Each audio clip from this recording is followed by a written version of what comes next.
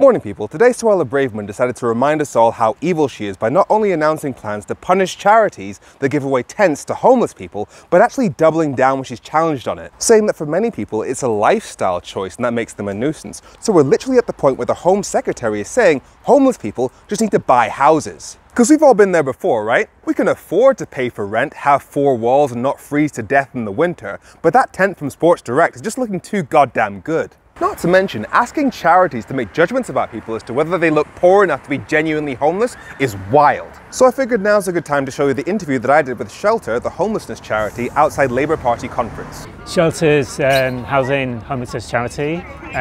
We support people who are experiencing bad housing and homelessness, but also we campaign for a better housing system.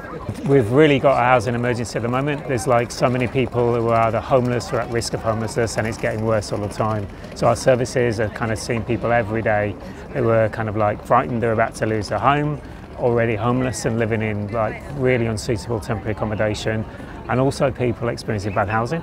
So like housing that is well below acceptable standards. What would make things better? Primary one is definitely around a new generation of social homes. We feel the structural causes of homelessness are absolutely massive. There's just not enough affordable homes for people. So that's kind of one of our main asks. But there are others as well, like protections for people who are kind of living in substandard homes, so raising the standard of rented accommodation in general. Third one is around making private renting more affordable. Lots of people can't afford their rent, and rents are going up all of the time. So is that like a sort of rent control? It's not exactly rent control, it's that there's some regulation. So there are people who are actually in tenancies can't have their rent put up beyond what they're capable of paying, but also that people are not facing unfair evictions, so they're kind of asked to leave for no reason other than the landlord maybe wants to get more rent from the property. I think the other thing as well is we want to improve housing rights in general. So people at risk of homelessness or are homeless, like, just tell us every day they feel they've got no voice, they've got no rights. And you talk about the lack of social housing, of affordable homes. There's lots of empty homes in the UK, aren't there? What could be done about that?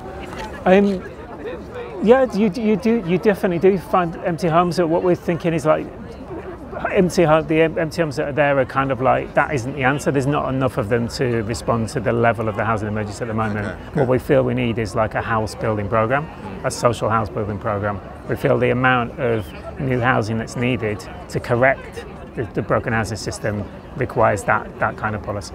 And given that the Tory government recently dropped its housing target to building 300,000 houses per year, and their mini budget last year destroyed the mortgage market, which made rent prices go up even higher, it's kind of fucked up for the millionaire politician sitting in Downing Street to not only be blaming homelessness on lifestyle choice, but actively taking away what little shelter those people have left. I'm Femi, this has been F Politics, trying to make sure that politics doesn't F you. Have a great week.